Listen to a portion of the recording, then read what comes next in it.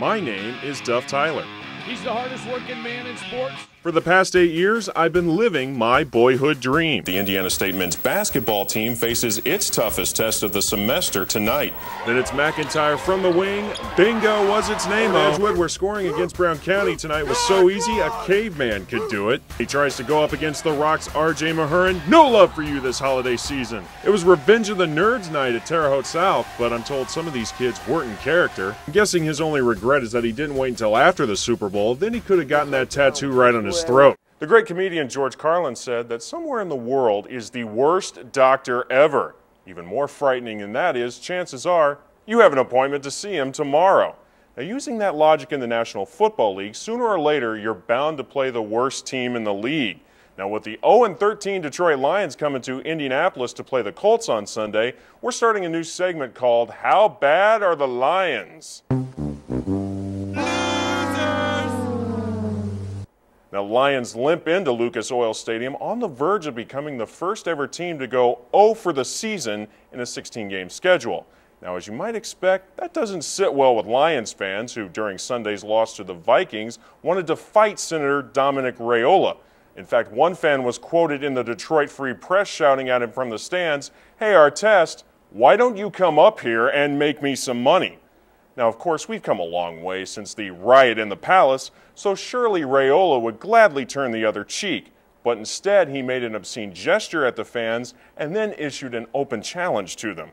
I wish I could give my address out to some fans. I'd do that, but, can't. Nobody plays with fists. Everybody wants to play with metal, so I can't. I'm so frustrated. I'm tired of being a doormat. It's for people to just talk to us how they want to talk to us. I'm just not going to put up with that anymore.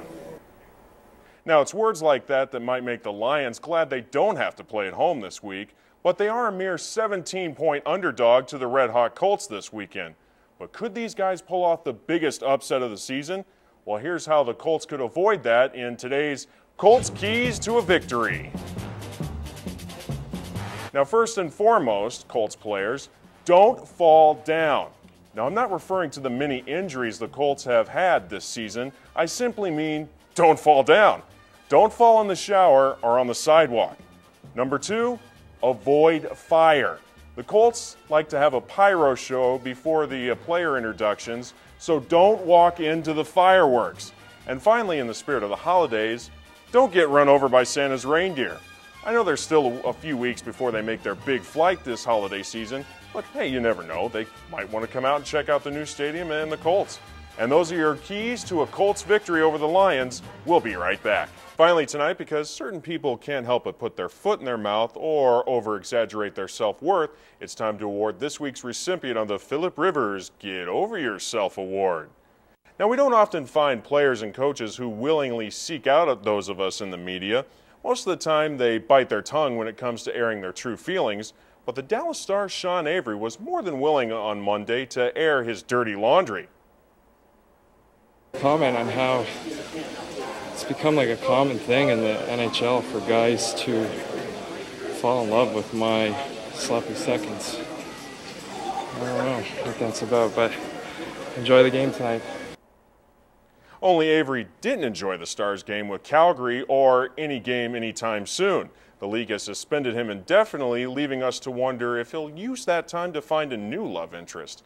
Might we suggest the same kind lady that once consoled Happy Gilmore? Funny man Sean Avery, get over yourself.